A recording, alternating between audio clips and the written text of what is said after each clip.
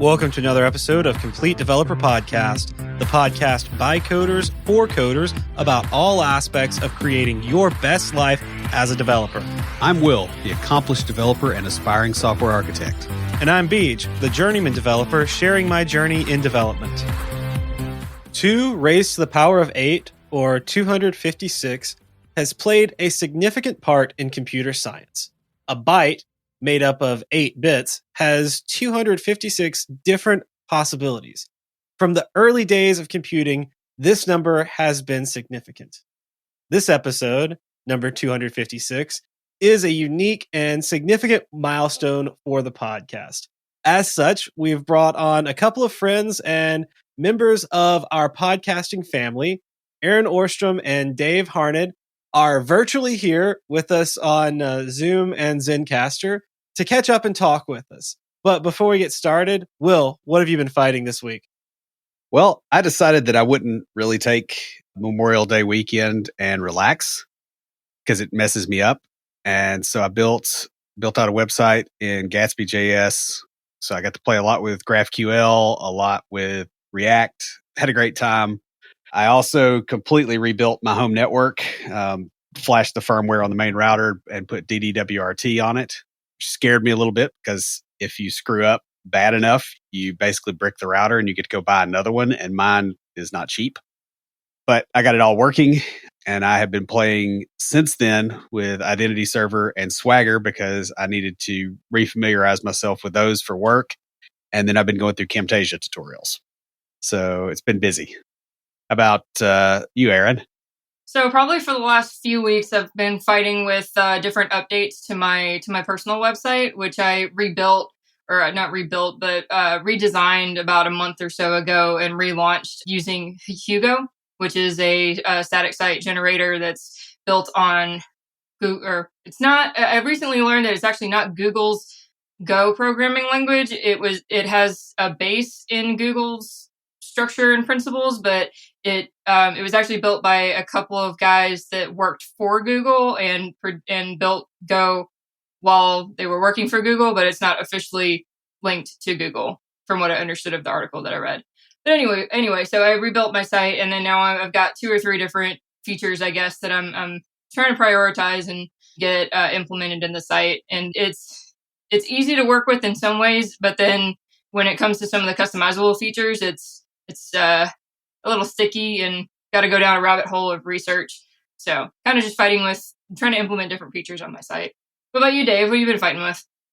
Well, I was just going to say real quick that, Will, I feel bad that relaxing throws you off because, yeah, I took Memorial Day weekend and barely touched any code. But then coming back today, got smacked in the face with some really bizarre UI behavior. So that's what I've been fighting with today. Essentially, broke down to building a web form in React in Chrome, and I had a radio input that when it was selected, changed the hover behavior of a text area input right below it, even though I looked in the developer tools and it wasn't like overlapping the footprint in the UI, but it was changing the hover to the point where if I was on the right half of it, I could not select and highlight the text input. Could not figure out. I had other developers jump on and, for a sanity check because I thought I was losing it, but couldn't figure out the root cause. Eventually, I bumped up the Z index of the input by 1 so that I could select it over top of whatever was in the way. But it was truly bizarre, and I'm still scratching my head over that one. So that was my fight today. What about you, BJ? So I am hardwired in. Windows updated on my laptop. That's really all I need to say. But now I can only get to Facebook and Google when I'm on Wi-Fi. What more do you need? My MacBook. Yeah, well, my MacBook works just fine. And all my devices that are on Wi-Fi, it's only the Windows laptop. I'm at a loss at this point. It works well wired in. So I'm just going to stay, like that. I don't really carry it around the house. So it's all right for now until I need to go somewhere, and I'll find out. We're preparing to go back to in-person services at church, continuing streaming, for the higher risk members, people who just aren't comfortable coming out to live services. We're doing the whole like sign up and then seated 6 feet apart and that kind of thing. I spent Memorial Day weekend at the church, basically about half the day Saturday and almost all day Sunday, working on wiring up a new camera. We have camera stands. We're testing equipment. Still trying to figure out why the SDI won't send out from the camera to the switcher, but it will send HDMI. So I don't know. And then later this week, I'm training the new camera techs on how to work the cameras when we go back to in-person services. Personally, I am sore. I told you guys that before we started recording. We took the dogs hiking yesterday and got rained on. Went out to Henry Horton State Park, and they have like this inner loop and outer loop. And we were on the furthest point of the outer loop when it started raining. So we're like, well, there's no point in rushing back. So we just took our time. We're going to get wet. We enjoyed it. But then about halfway back, I caught a rock that was a little slippier than I expected, and down I went.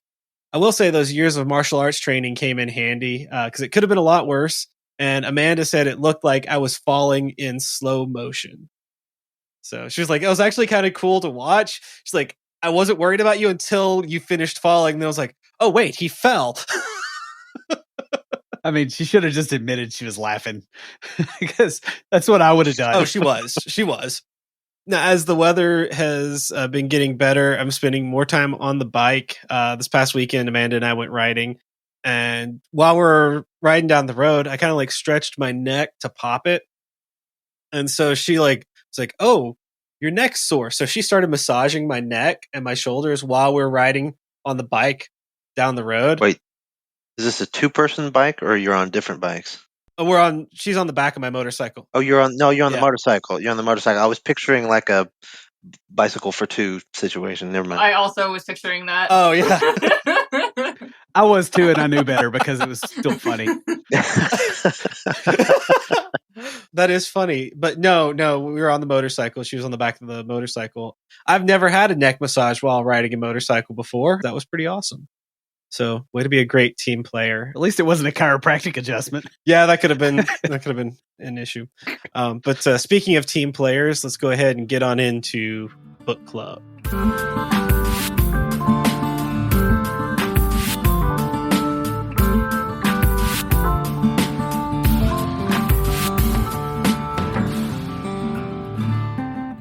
So the 7th quality of a team player is disciplined. A quote from the book, where there's a will, there's a win. And we've got a will here, so we win. That was easy. Right, that was my bad joke for the night. Yeah. Yeah, it's really nice having a name that's a verb and a noun. Maxwell starts off telling the story of his friend Gordon McDonald, who was on the college track team. And he talks about how one of his teammates would repeat grueling workouts after they'd finished while the rest of the team was like in the showers or resting. He never won a medal, not an exceptional athlete in college. He just had an attitude that it wasn't the big things in training, but it was the thousands of little things that made you better. And that teammate was Bill Toomey, who was inducted into the Olympic Hall of Fame in 1984, having set world records in 66 and won the gold medal in the decathlon in 1968. Maxwell defines discipline as doing things that you don't want to do so that you can do things that you want to do. And he defines 3 areas where your team members need to develop discipline. The first is in your thinking. Keep your mind active and take on challenges to improve mental discipline. Next, he mentions emotions. You can either be the master of your emotions or let them master you. Finally, are your actions. You have to work towards your goals and do the things that you may not enjoy. Closing out, he gives 3 ways you can improve your discipline. Strengthen your work habits, challenge yourself, and get control of your tongue. And we'll have a link to that book in the show notes. So we have put comments and water bottles on hold for a while for several reasons. One is the spam on the website. The other is really a small thing called COVID, which has kind of messed up our supply chain for getting water bottles here and getting them to you. We've also not been getting a whole lot of unique comments, although we have gotten a few emails here lately. Send stuff in, and as soon as things get back to normal, we'll get on with it. If you'd like a CDP water bottle, leave us a review on iTunes or comment on the website or on any of our social media. We also post all of our episodes to Facebook, Twitter, and LinkedIn. And we're on Instagram and Tumblr. Well, we is mostly Beach, but actually entirely Beach. Yeah, pretty much. But yeah, go there and check it out. If you do want to interact with Will, you can join the conversation anytime via Slack by going to slack.completedevelopernetwork.com. Your advertisement could be here. If you like the show and would like to advertise on here, send us an email to adverts@completedeveloperpodcast.com. We have short-term, long-term, and other sponsorship opportunities. Reach out to us and let us help you reach the people who you are serving. 256 is a composite number. It is 2 raised to the 8th power, which means it's obviously a power of 2. That's also 4 to the 4th and a perfect square, 16 squared. It's also the only 3-digit number that is, I don't even know what this word is, Zenzizenzizic. Zenzizenzizenzic. Okay, that's like recursive Zen or something with a overflow. I'm not sure what that's supposed to be, but it's 2 squared. You take that and you square it, and you take that and you square it. Computing a bit is a single on-off switch with 2 potential outputs. A byte is 8 bits with 256 potential outputs. The number of colors in a GIF are 256. It's also the number of characters in extended ASCII and Latin-1. And until 2007, it was the maximum number of columns in an Excel worksheet. Needless to say, it is a uniquely significant number in computer science. For this unique episode, we've brought some of our friends and crowd favorites back on the show. Dave Harned and Erin Orstrom have been part of our podcast family for a while. Erin was one of our first guests on the show. They co-hosted the Junior Developer Toolbox podcast and are both admins on our Slack channel, where you can talk to Will. And we make an occasional appearance. Yeah, I was going to say, I talk to y'all on there. I don't talk to Beach on there, but there's other people that show up. Yeah, we officially lurk from time to time. I think that's my big role, lurker, chief lurker. Lurking's good. I've seen a few conversations where you've jumped in, so that's pretty cool. I'm the one who actually comes in and will lurk for a little bit, sometimes leave a comment, and then jump out for an extended period of time. I don't know though, Erin, you made some comments on a couple of different episodes that changed the way, I didn't realize I was doing some stuff that actually changed the way that I was recording. So Really? Yeah. Yeah, just the way I was talking and stuff. You said some stuff, and you said it a couple of different times over time, and I'm like, huh. And so I went back and listened to it. I was like, I didn't even hear that when I was recording it. Well, glad it helped. Did it have anything to do with the number of ums? Yeah. No, that was me, you remember? I know. I remember. I've edited hundreds of your ums out of our audio over the years. And then eventually just gave up, especially when they were in the middle of a sentence. Yeah. I mean, you just let a few through. Yeah. It just sounds more natural, but we're all guilty of that, I'm sure. It's just worse when your brain thinks faster than words can come out of your mouth. Right. Because I use them as spacers in the middle of a sentence to collect the rest of my thoughts on the sentence before finishing the sentence. If that makes any sense. Oh, that makes perfect sense. You're very lucky not to have my accent and slow dictation in that case. Well, I mean, you've all listened to the podcast at half speed. You know what we sound like. Oh, yeah. Where everyone sounds drunk. Yes. and I sound normal. Yeah, there is that. You sound like the sober girl at the bar. I do remember listening to that. So listeners, definitely listen to our podcast at least once at half speed. Because don't do it while you're driving, though, because we don't want to be responsible for any accidents, but it's pretty humorous. Yeah, it is. It is quite funny. Definitely check that out. Dave, you remember that one episode we recorded and I had some wonky settings or whatever, and we played back the audio and I ended up sounding like a chipmunk? Because it was, I don't remember what setting it was, but it was too fast and we had to re-record because I sounded like a chipmunk. I remember there was some robotic stuff where maybe the internet was a little bit shaky and it came through sounding auto-tuned, like like Jabba the Hutt. yeah. Isn't that a name I used on a future recording? Yeah, I remember that one too. Yes. So I had both. There was one where it was really fast and I sounded like a chipmunk, and then there was the opposite where I came out sounding like Jabba the Hutt. Well, and we had like this one with a weird audio artifact one time where the two of us are talking and then there's a third voice and we're the only two in the room. Oh, that's creepy. Spooky. What was it? It said, got to get the high table. Got to grab the high table or something. Yeah. It was like, what? It was a weird effect because we were both talking at the same time. So we had to like re-record it because we were kind of talking over each other. But when I went back and was editing, I was like, somehow our voices like bounced funny in the room.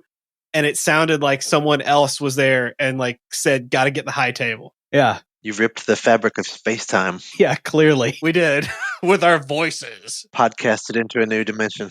Yeah. I wonder if that's anything like, you remember a year or two ago, there was this recording and they were asking people to listen to it and people would hear it different ways. And it was Yanny.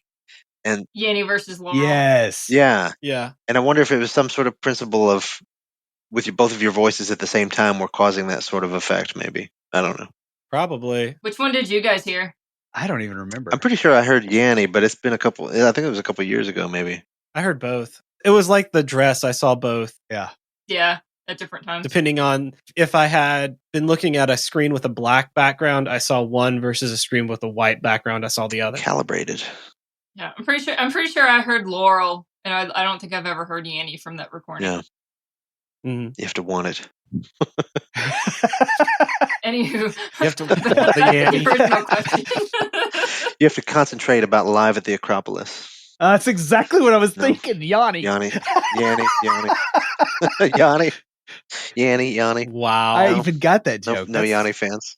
That's I think I actually have that CD somewhere for some reason. I don't think I bought it. It's there. Well, I feel good because when one person gets my joke out of, I don't know how many listeners you're up to, as long as you got it, that makes me feel good. Yeah, you feel like buying a lottery ticket, do you? That's right. So I pulled some stuff from your LinkedIn pages, but I'm going to have you guys tell us about yourselves. But before that, and before we really get into the episode, I just want to know, how is the number 256 significant to you? So I'll go first because I think I have, I'll tell you the thing that I immediately thought of when I heard that number. I'm pretty sure that was about the number of hours I put into my last playthrough on Skyrim. in comparison to the first time I played through back in, I want to say it was 2016. That time was about 300 hours, maybe a little over. So I was a little more efficient this time around. It still took months though. It was nuts. Nice. I've been replaying that too. I know. That's impressive. It's a great game. I may have put close to that amount of time into Breath of the Wild. I'm not sure. It's a little slower for me right now because I'm playing it in Russian. That sounds torturous. Oh, what? It's like I have to pause sometimes and go, okay, what is that word? But you're just bringing it on yourself. Yeah. It is. It's awful. Especially when you have to read the books with the cursive. Oh, yeah, that's hard even in English. Yeah. I'm about 12, maybe 13 hours into the Final Fantasy VII remake right now. Nice. Nice. Yeah. I'm going to wait till that price drops. But I'm actually playing Final Fantasy 13 right now. I'm going to wait till it comes out on Switch, but that's going to be another year or something, I think. I never played the original, so I have nothing to compare it to. Yeah, and so Dave, how is the number 256? Yeah.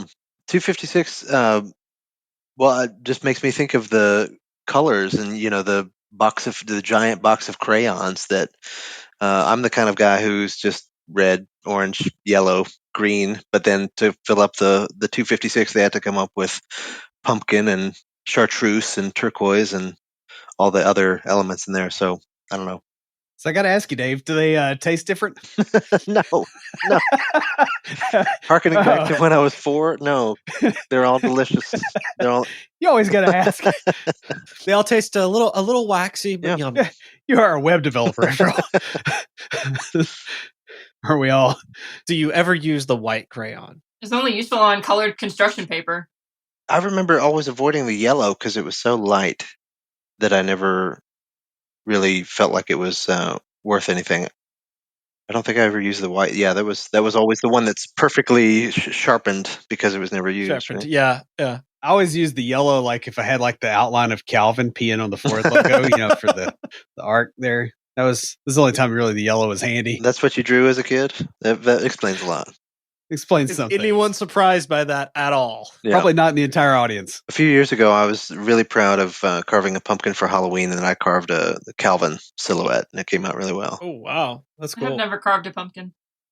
What? Well, that is definitely something you should do this October. I mean, you could do it now, but I don't know where you'll find a pumpkin. Right, yeah, not in season. You could get a big squash. You could. Yeah, I mean, you could. I mean, like if you do it right now, nobody cares. So, like if you do it with a big squash, they'll be like, "Oh, that's artistic." Right. I mean, put it on your front stoop. Nobody coming over anyway. Yeah. That's true.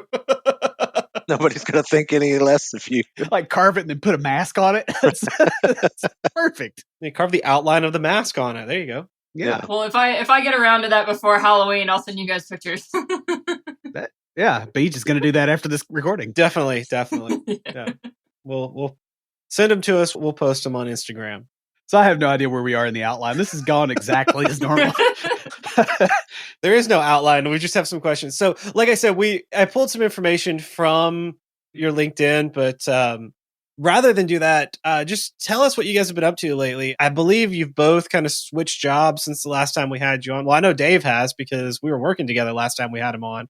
So I think you both have switched jobs at least once or twice since we last had you on. So just tell us. I mean, you don't have to say where you're working, but what you're doing, front end, back end.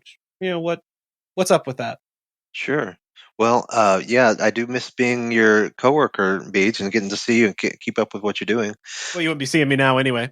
That's true. And I still have to put up with you on Slack, so it's not like I that know, much right? has changed. But no, I started a new job last October, and it's really worked out. I was able to be really picky. I felt like I was in a good position where I could take my time and find the right fit, and turn down a couple of offers that came my way that I scratched my head and what am I doing? This feels so strange. But it really paid off in the end. I'm landed on a great company that I'm excited about, great team, working on some high visibility projects. I've switched to React. So I'm still doing a lot of front end JavaScript development, but I'm also able to dabble in AWS. We're doing a lot of AWS backend and learning a lot of those skills. I've set my sights on getting a certification with Amazon by the end of the year. It's really a place where I feel like I can grow, and I have a supportive team. So I'm really stoked to be there. That's fantastic. That's awesome, man. That's really good. And it's always like really nice when you can take the time to pick what you want. Yeah, I've never been in that position before. So I tried to make the most of it, and it paid off. That's great. Awesome. Congrats, Dave. Thank you. And congrats on the React stuff too. I mean, just the little bit I've been doing with it, I like it a lot. Like everything being in one file and functional. I don't really like the whole props thing. That's not my jam, but just like the functional component thing. So nice. Well, my team is really pushing me into a functional way of thinking, which is a little bit new, but it's been great so far. I'm really trying to embrace it and dive in. So that's been good. And then since the quarantine and things of everything happened with COVID, it's been an opportunity for me to get back into music. I feel like I was really into playing guitar, and then when I started to self-teach code, that started to take up a lot of nights and weekends because I was doing that while I was working full time. And so the music stuff started growing cobwebs off in a corner. And I feel like this has given me an opportunity to dust those off. And actually, one of my old guitar teachers announced that he was doing Zoom lessons. So I jumped back into doing that and have been really, really getting into the music again and really that's cool. Feeling inspired to pursue that again. So that's been a lot of fun. Yeah, I've seen some of your posts on Facebook. Yeah, thanks. When when this is all over, we'll have to get together and jam some. Yeah, I'm excited to hear how you've been doing with the guitar. Yeah. Yeah, I mean, it's funny. I had the opposite thing with COVID because I got busy with helping the church with their streaming. So I have to set aside time. Like once we're done recording, I'm going to go practice for a bit. But my instructor, he went to Skype lessons. Cool. And so, how well is that working for you guys when you? Because I mean, I'm doing my Russian lessons over Skype, and that's working reasonably well. but I can't imagine like how are they seeing your technique on the guitar? For me, seeing the technique is not the problem. You kind of want to make sure you're positioning right so that they can see where your fingers are. And sometimes, depending on the equipment, your image might be flipped, so it looks like I'm playing left-handed instead of right. But that really hasn't been as much of a problem, as one of the elements is that there is, I guess, a certain amount of built-in latency with a lot of these video conferences. So we can't really jam. Yeah. We're not really in sync and able to play together, which is a challenge. But as far as the exchange of ideas, the viewing and critiquing technique, that hasn't been an issue. Yeah, mostly what it's been with me, and you're quite a bit further, more advanced than I am in playing guitar. But a lot of what it's been for me is he will send me. That reminds me, I need to send him. Green Day came out with a new song, and I want to learn it. So he'll send me music in the week, and I'll practice it. And anything that I have trouble with, I'll be like, hey, I couldn't quite get the strumming pattern, or what was this, or sometimes I'll come in and he'll be like, any troubles with it? And I'm like, nah, but I want to learn this new song. And so he'll walk me through, because I'm learning to hear, by ear and to play by ear better. And so he'll walk me through the process and like walk me through, all right, he'll play the song on YouTube through his phone, and we'll listen and be like, all right, let's talk this out. Let's figure out, what's the root note here? All right, what are these chords? What's your tonic? What's this? And, we'll go through it. And it's really helping me. Like a week or two ago, I was listening to a Skillet song, and I'm like, I could play that. So I went home and I just started playing around, because it's just power chords in the key of F. And I'm just like, oh yeah, I could totally play that. And I just picked it up on my own. And when I had it was a week later, I had my thing with Tim, and I was like, hey, check this out. And I played it for him. Like, it's not great. I'm playing slower than the song is, but he's like, yeah, man, that sounds really good. Yeah, So that's awesome. No, I totally feel you on that, though. That's like, with me, it's been a lot more of either he'll play something and then I'll play it, or I'll play something and he'll be like, oh no, this is how you do it, and then show me what to do. Right. Like, I couldn't imagine starting out like this, like if I were new, but year or so into it, I know enough now to, where he can kind of guide me. There's definitely a piece missing that, making music is about making music with other people, and I definitely miss that aspect, and I miss jamming and going to see live bands and stuff, and I'm chomping the bit for that to happen again. But yeah, trying to make the most of the situation, and you can definitely get a lot of exchange of ideas, do a lot of learning. So it's been great. Yeah, I feel you on the live bands, man. I miss just going and seeing my friends play. Yeah. Just sure. the cover bands that I know, just going and just hanging out and listening to them. So, yeah. So, Erin, how about you? What have you been doing? I guess let's go back to the original question for work. We kind of got off on a side note there. That's okay. So yeah, right around the time we started, or actually we went on Complete Developer Podcast to launch Junior Developer Toolbox. So that was like September of 2017. The month after that, my contract had ended with my current job. So at that point, I was out of work for about 2 months before I started with my the company that I'm still at. So that was about 2.5 years ago. So I've been there since January of 2018. And through the course of that time, my position so I've stayed on the same team technically, but my position has shifted. So I started as a part software developer, part business analyst, and eventually shifted into more product owner / business analyst and like minimal software developer responsibilities, even though my title went from associate software developer to software engineer, I think April 2019. But my job functions definitely shifted away from doing anything in like software development. So I still look at code, and I kind of live in the database every day, looking at data and trying to tell the story of like the issues that users are submitting for our team to investigate. But definitely doing more of like the product owner, like business analyst kind of responsibilities. And there's been some talk about updating my title again and some other changes going on. Just hasn't happened yet to more closely align with the work I've actually been doing. Because it's confusing. It's very confusing to people because they're like, "Oh, you're a software engineer," and I'm like, "Well, yes, but I also do all these other things." Yeah. No, correct me if I'm wrong.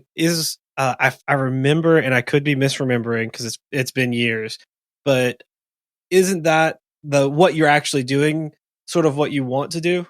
I mean, through the course of doing these different responsibilities, like kind of learning more about what a product owner does and what their responsibilities are, and how a business analyst is kind of a hybrid between understand. You can understand software development and have that background. You don't always have to, but the business analyst position and the product owner position, I think, are more closely related than business analyst and software developer, because they both work together in like gathering requirements and working with stakeholders and users to understand like what the problems that you're trying to solve are. And then the software developers are like the technical piece so that they can come in and build the solution.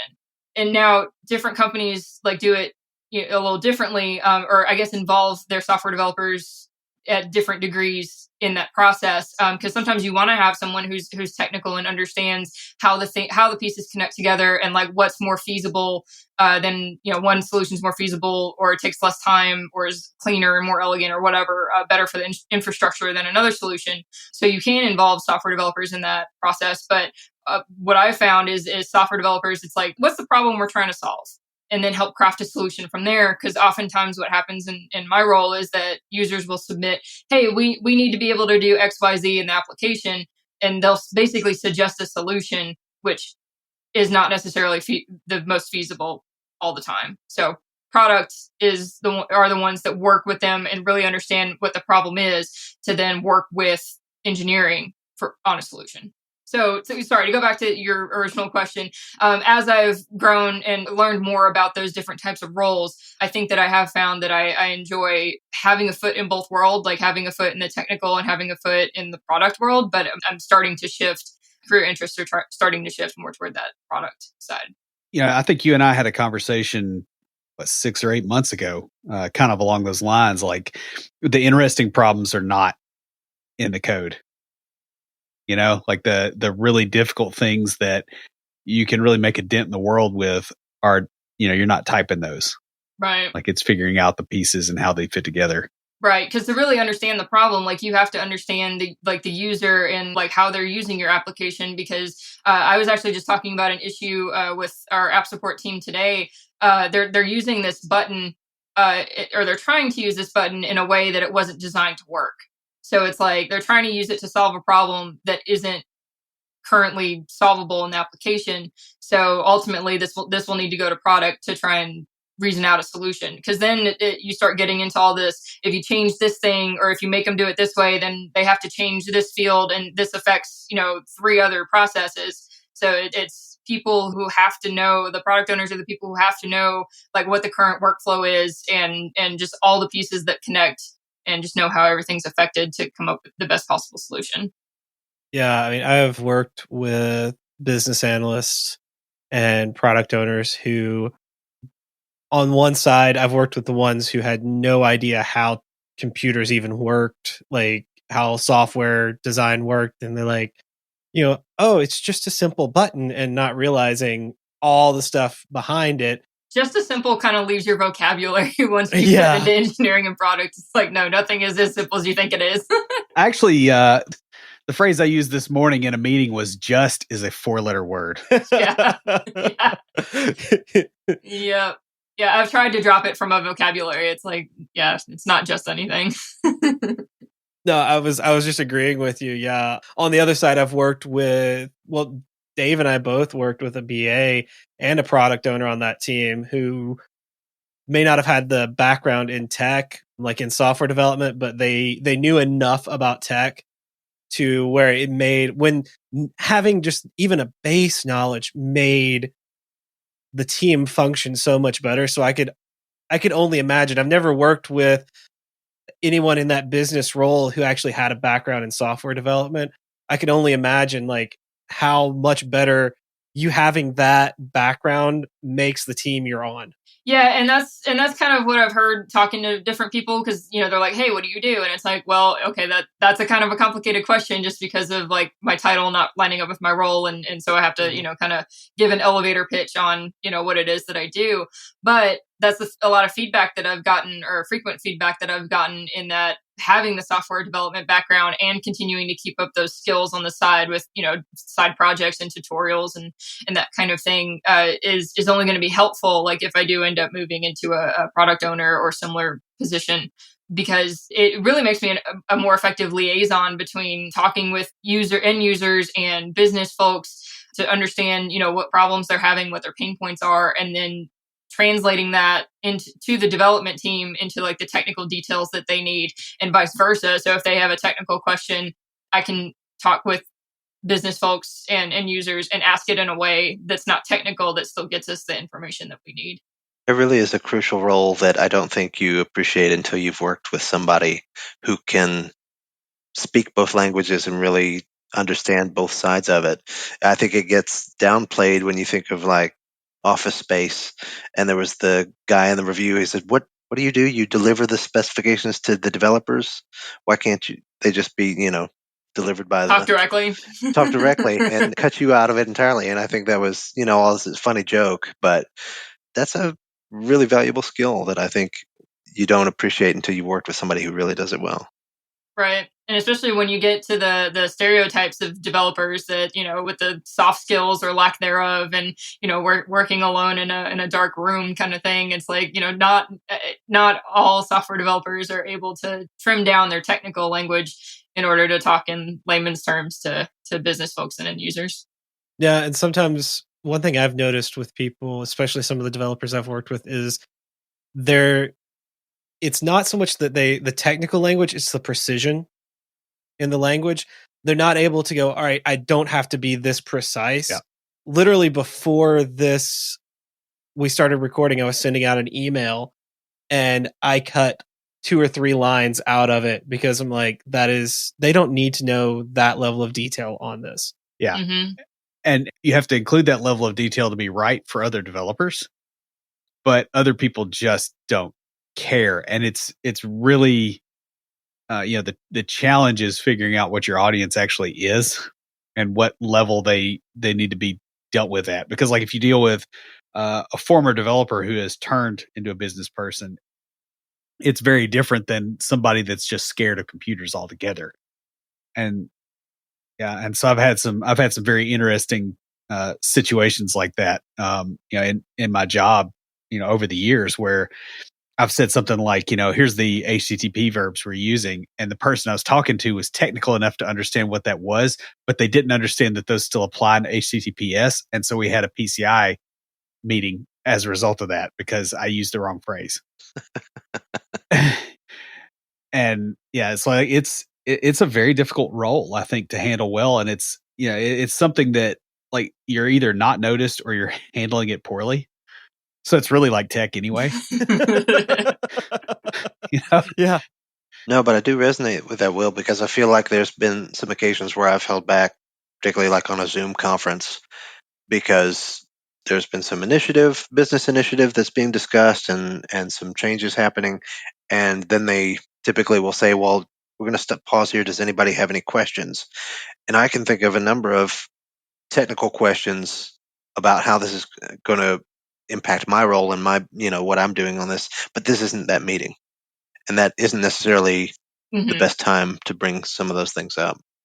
And I've caught myself trying to have to, okay, wait a minute, maybe this isn't the right time, and try to make sure that what I'm want to share or want to ask is appropriate for the context and, like you said, the audience.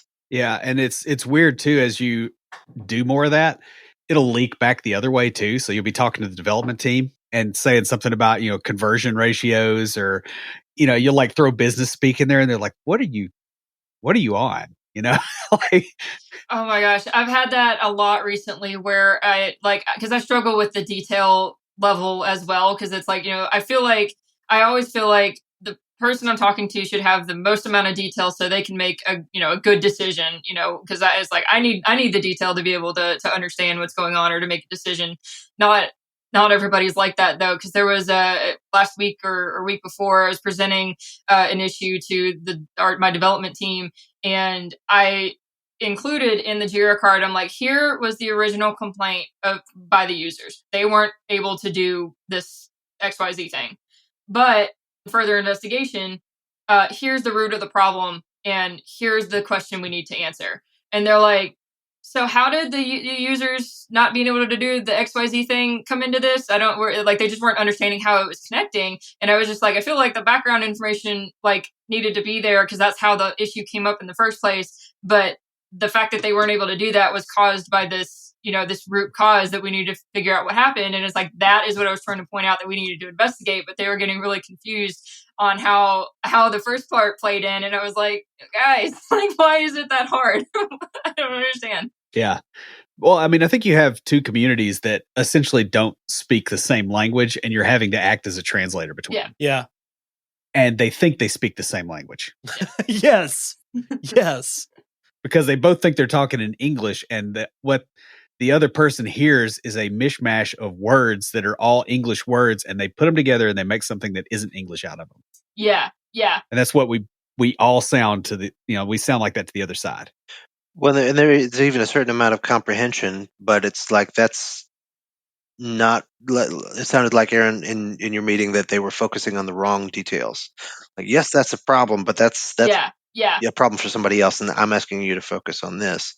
And I think sometimes it is easy for people to latch onto something because it makes sense, right? Okay, user behavior, that's interesting, and want to solve that problem. When it's like, wait, your specialty, the reason I'm coming to you is for this problem, and sometimes that can be a delicate communication to thread.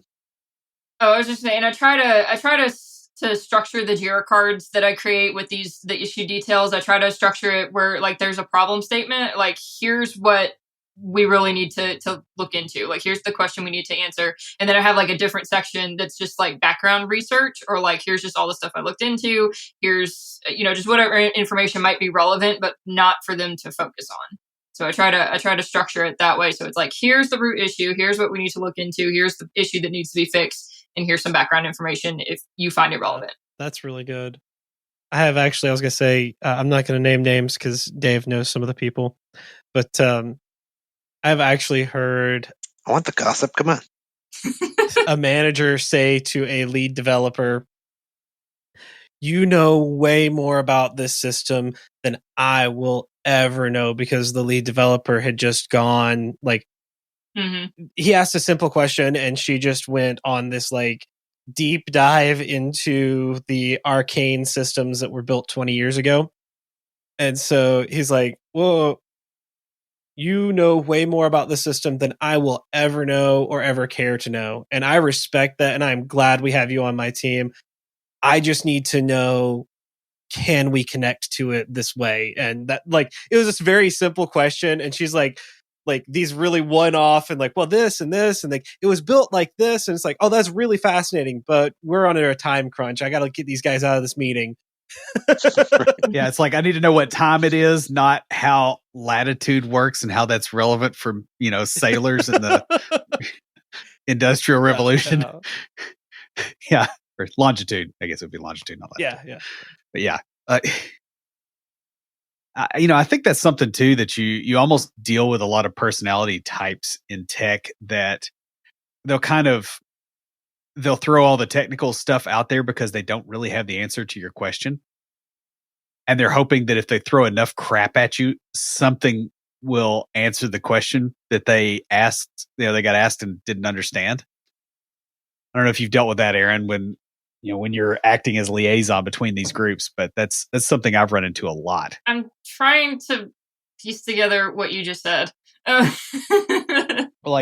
Okay, so you go, you have a question from a business person that doesn't understand the tech, and you go ask a technical person, and then they just start throwing a lot of details out that have nothing to do really with the issue, but they're just throwing information at you, hoping that you'll come up with the answer and they won't have to answer the question because they don't really understand it? I think maybe, I run into that a little bit. There's also just some of the developers that I will ask them what I think is a simple question, and they end up going down into the weeds, like deep technical weeds. And it's like, I understand what you're saying, and this is great, but that's not just the simple answer I need to my question. And like, maybe it's not really, again, maybe it's not simple as I think it should be, but they really do get into the technical weeds. And it's like, I understand what you're saying. Like, this is great information. However, not what I'm looking for.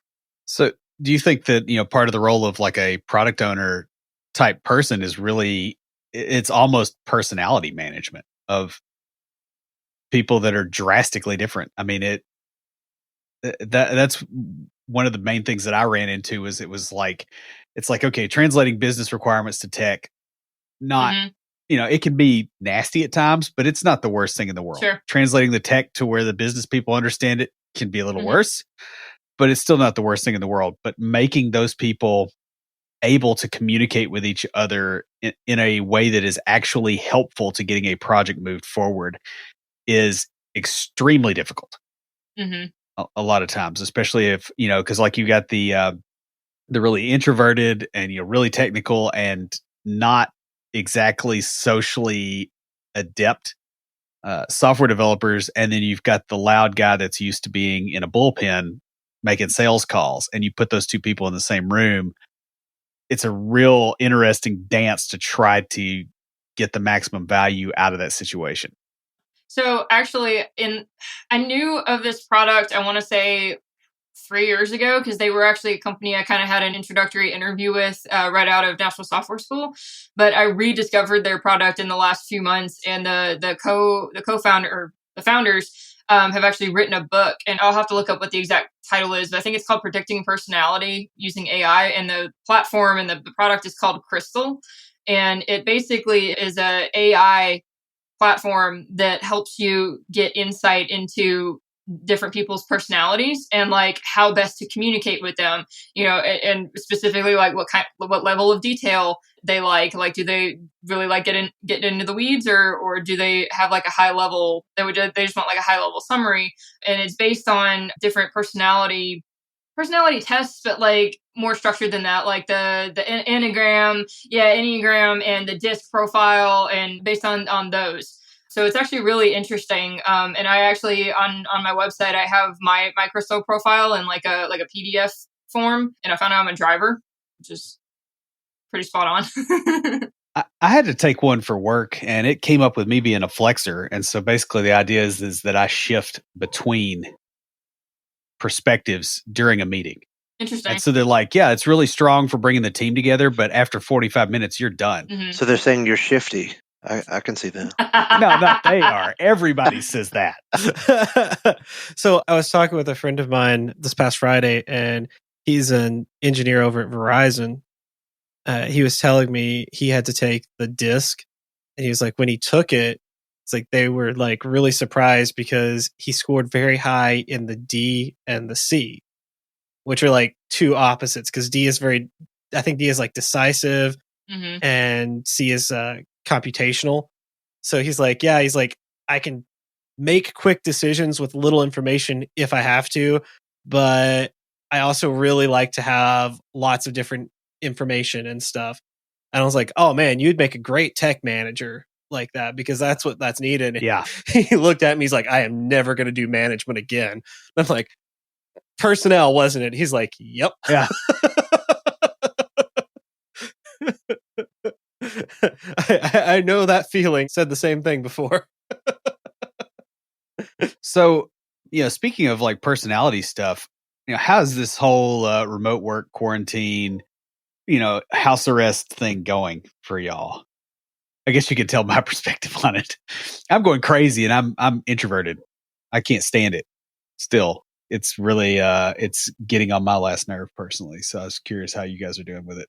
Okay, I think I'm managing pretty well. I definitely feel like I am very fortunate to have a stable job right now. I think that is something that I try to take stock of and have appreciation for, that I was already for a lot of developers, it's easy to work remote. Some of us already were working remote. That wasn't a huge transition.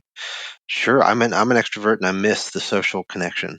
So a lot's changed there in terms of I feel, hungry for that kind of connection, and I definitely miss going out and seeing friends.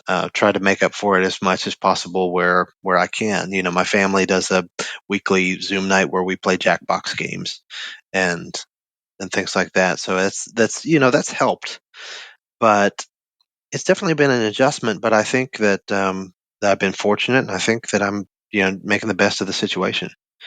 It's enabled me to focus on some more introverted hobbies that I enjoy that I didn't make as much time for before.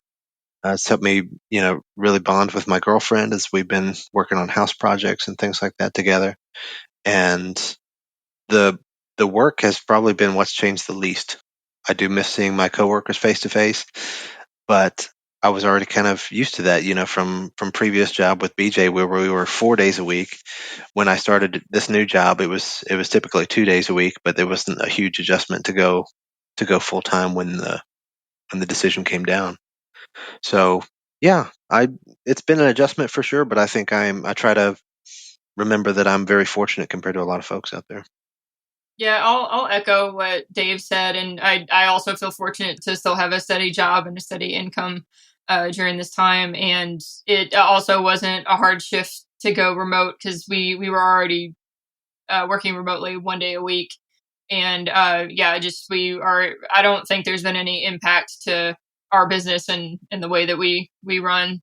So it seems to be working, and there are folks who really like going into the office and having that coworker person to person interaction. I'm just fine working remotely. I gotta say I do not miss the commute at all. Not dealing with traffic has been really nice. Yeah. So that's been nice. I mean, I was 100% remote, before this happened, but like the thing that's gotten me is how many processes got broken by everybody shifting remote. Because it takes longer to get a hold of people, and like stuff just doesn't, like PRs don't get approved sometimes for an hour or two, and it's like I just made 2 lines of code changes. Like, why is this taking so long? And so it's stuff like that that's getting under my skin. That and not being able to just go sit at a Mexican restaurant at lunch on the patio and eat salsa and chips like that. That was kind of my break. I think before it's like, hey, I'm tired of being in the house. I can go do that, and I can't now. You could be introverted in public. Yeah. Right. And I could have margaritas that somebody else made instead of me. Yeah, no, that's completely fair. Right. But you can have a change of scenery, just sometimes that much is enough to clear your head and help you,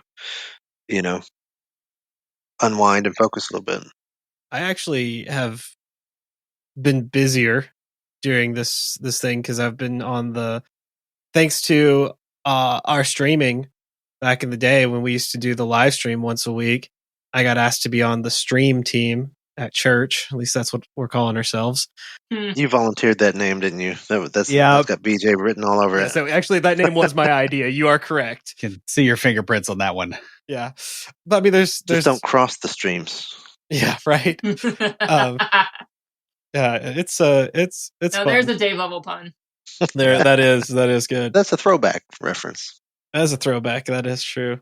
But we've been at the church. I mean, once we got things down, it was 3 days a week streaming. But when this first happened, I think there were about 2 or 3 weeks. I was there almost every night for a few hours working on like getting stuff set up, making sure. So we had to get a new computer. But that was really cool, getting to spend someone else's money buying a new computer. Yeah, it's fun, isn't it? It's real fun when it gets to be a rack mount setup full of servers. Yeah. Oh yeah. Well, the thing is, we're buying a lot of equipment for the streaming. So we bought new cameras, new tripods. I got to investigate and suggest two-way radio system for the church, and they went with my suggestion, which is really awesome. But it's been really cool, and I've been there. I've been sort of socializing. I'm the camera tech on the stream team and the web tech, but I haven't. There's been a group of people that I've gotten to be around, so it's not been complete isolation. And then My girlfriend's been coming over a lot. Her work schedule changed really drastically because, she was a teacher and worked in the service industry. So, like, Both of the those coffee shop, changed pretty drastically. yeah. She stopped working at the coffee shop for a while, and then she was the only bartender at the brewery when they went to just takeout orders. They laid off everybody else, but that was her primary source of income during the summer. So, like, that's what she did. And then the teaching, she was teaching 1 day a week at a homeschool, so that went online. But that freed up a lot of her time, and I had built my schedule around her working almost every evening. So she's like, "You're so busy." I'm like, "I don't have to do a bunch of this stuff because it's just stuff that I started doing because you were busy." Yeah. How is your workload? I mean, I know Beach, his workload went up and mine has gone up. Mine was not necessarily because of COVID, but because the book launch hit at a weird time, and it's very topical for what's going on. Sure. But like, yeah, it nailed me. But how is your workload going? I mean, Dave, Erin, what are you having about the same amount of work? Or are you dealing with more? I would say that the change of pace was more drastic between companies. When I changed I'm working on a larger team. We're doing a lot more velocity, I feel like, and they have definitely been very accommodating in me getting up to speed and understanding about that. Same But here. our business has not slowed down at all. So I feel like that maybe not necessarily due to COVID or quarantine, although there are certainly a lot of projects getting a lot of our in-house employees set up for work from home was a massive undertaking. That wasn't really my team specifically, but that was a massive undertaking that happened. But in terms of my workload, there was more of a change from coming to this company than there was from the COVID reaction. So it's been busier in general, but not a huge change over the past 6 or 8 months or whatever it's been. That's good luck. I was the only developer in our group that was interested in load testing, and we handle online giving donations for Catholic churches. Oh, so yeah, I mean, I got nailed by the book. all at once. Yeah. So I mean, I actually took a day off to take a day off. That's how bad it got. It's funny that I think that it's been kind of unpredictable, the different areas that have been impacted. Yeah, the uncertainty is the worst because you can't plan for anything because you don't think about, oh, well, what happens if all of a sudden everybody's online, all of our clients are online or their clients are online and they've changed their workflow and it shifts and it's like, oh yeah, this Lambda that listens to to SQS, all of a sudden, it was getting, 5 or 10 requests an hour. Now it got 300 at once. And what do you do with that? Cause like you didn't even know it happened until stuff blew up. So I might be the odd person out because I feel like our workload has actually decreased, but I don't want to say that it's due entirely to the COVID pandemic and remote work at home and all that. Our organization is going through some changes where we're moving toward what they're calling a domain alignment model, and it's basically you build it, you break it, you fix it. Because up until this point, my team has been like the tier 3 support team, in which if the users submit issues, then my team is essentially, if it's not linked immediately to a specific release, then my team is responsible for fixing it, which even when I joined the company, like didn't make any sense to me. It's like, wait, you're telling the developers that they're not responsible for their own work. So that didn't make sense. Anyway, so now we're moving toward this domain alignment model where it's like, yeah, you build it, you're responsible for it, you own it from the time it gets it into production. You anything breaks, you fix it. But they haven't fully rolled out a plan for fully implementing it. So we're in like a huge gray area right now where issues are still getting reported and they're coming to my team. And sometimes I can say, hey, it was linked to a change that this team made. And I'm able to say, hey, here you go, you can fix that. But then there's other things where it's like, we need to research it first before handing it over to a team. And even so, there's not like solid processes in place yet to say, do you need XYZ, like 5 pieces of information before handing it over to another team. So again, it's just like a bunch of gray area right now. But then also we have a bottleneck like on our team because one of our main software developers accepted a new job about a month ago. So now we're down to one software developer resource on my team that's solely dedicated to the 3 or 4 platforms that we support. Like we have another developer, but there's literally this one legacy system that he is the only developer or the only person really in the company that knows anything about it. So that's always fun to deal with. But anyway, so we've got the one developer that is responsible for not only, researching user issues that come in after I've done my level of research and have gotten the Jira card ready, but also responsible for like sustainability items and like other tech debt and stuff that just like randomly come to our team. So on the one hand, so it's not a terrible thing that the workload has gone down because we lost the resource, but at the same time, it's like we still have enough work to where like that one resource is creating a bottleneck and they haven't rolled out like solid processes for how to move stuff forward. So it's an interesting time. Have y'all noticed anything with your managers as well? Like, is management adjusting? Because that, like mine is pretty comfortable, with the remote work thing. He's kind of been an advocate for it, which I didn't even tell him my book was on remote work until like well after it was launched. My supervisor hates it. She's really like into the person-to-person interaction, and she's like a really active, like just high energy person. And every time I talk to her, like when we have a one-on-one, she's like, Erin, we need to go back to the office soon. I can't stay in the house. And I'm just like, I'm like the opposite. Like, I'm totally fine just being at home. What you ought to do is just be like, all right, let's meet behind this bar and drink some margaritas and just talk work. Right, yeah. Like, because you could probably... Wait, are bars not open in Nashville? Well, it's like they got all the social distancing and they got all the... Oh, because they're open down here. No, I haven't been out. I think Nashville has officially started phase 2. Mhm. as of yesterday. Which is maybe 75% capacity. I have not ventured out, and I'm probably going to be more conservative than the citywide plan. Yeah, I haven't been out either. I'm dating a bartender, who lives above a bar. As soon as they were open for in person, we were down there drinking a beer. Yeah. Yeah, I'm not super comfortable about going and sitting at a restaurant just yet because you're ingesting food around people that are potentially sick, and it's like that's a recirculated air. Yeah. But I'll go and pick up food and take it home. And we've done the thing where we had a card table and we put it out in the driveway, and our neighbors had card tables, and so like we just like we're yelling back and forth in the cul-de-sac, and had a night where we sat outside and talked to everybody.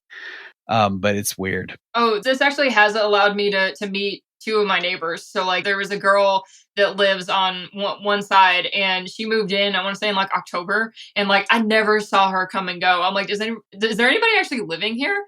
And so we were out doing yard work or something at the same time, and so I like stood on my chair and like looked over the fence, and we had like a 10-minute conversation. But it turns out the reason I never saw her was because she worked weird hours from like 1:30 in the morning to like 10:30 or something. And so we were on like completely different schedules. So, but yeah, she does live there. And then I've met the couple on the other side of her because they were out tossing a football in the alley when I went to go get my mail one night. Yeah, we've all had to slow down a little bit and have more time for yard work and kids playing in the street, things like that. So back like the good old days. Something like that. Before screens. Yeah, it's like the 90s. Right, before all the screens took over. And we've gone hiking every weekend. There's a trail that we go to that's about 4 miles. And not this past weekend, but the weekend before, we came up and some guys saw a 3-foot long copperhead right before we got there. And so we're like, trying to like get where I can see it, but not really get down there because it's like, it might not be alone, Just stay 6 feet away from it. You'll be fine. Yeah. Because it's got to be double the length, but it's definitely been a very strange throwback type situation. I've always socially distanced from snakes. Yeah, or antisocially. Like I don't want to be their friend. Yeah. So guys, we're running out of time here, so we definitely want to thank Erin and Dave for joining us for this special episode. Sure. It's been a lot of fun catching up with you guys. I do. We're talking about the distancing and stuff. I miss the days when we were recording in Will's basement, and like you guys would actually show up in person and have a beer with us and sit and talk for way too long, just about all sorts of stuff. Now, Will and I have talked about it, and we want to extend an open invitation to you guys to join us on the show. We record at the same time every week. Just let us know beforehand if you'd like to join in. We'll make sure it's like we're not interviewing someone or something like that. We'll let you know the topic and we'll work something out, make it happen. Like I said, you guys are welcome to join us anytime you guys want. Just let us know and we'll tell you what we're talking about. Yeah, awesome. Oh, thank you. That pretty much wraps it up. Before we close everything out, Will, what do you have for us this week for Tricks of the Trade? Well, I think the whole COVID thing, it's a change, but the things that are real are the things that still remain, right? Like you've got your friends, you've got your family. There is a lot of stuff that has been completely wiped out that no longer exists, that may never exist again. A lot of habits that people have maybe settled into that weren't really optimal. And this crisis has shown that. I just want to throw out there that maybe that's something that we all need to learn to do at will versus waiting on a virus to do it for us. Because I know that I've learned a lot about myself, and I've learned a lot about my family and about a lot of the people that I interact with on a daily basis by watching how they've had to deal with this COVID thing. And I think it's been really valuable, and I would like to have that experience without all the bars and restaurants being closed. And I think that that's probably valuable. Sure. So I just want to throw that out there as that's a thing kind of in the back of my mind, and it's probably useful to the rest of the audience. That's all I got. If you have a question or comment, please email us at neckbeards@completedeveloperpodcast.com. Our theme music is an excerpt from Stand By for Titanfall by Pure Bells, available on SoundCloud and licensed through Creative Commons. The intro music for IoTs is Hillbilly Hip Hop by Jason Belcher. For references, show notes, and to sign up for weekly emails with extra tips and insights, be sure to check out the website at CompleteDeveloperPodcast.com. You can also follow us on Twitter at CompleteDevPod and like our page on Facebook to keep up with news about the show. Catch us each week as we broadcast live, talking about what's going on in the tech world and answering listener questions.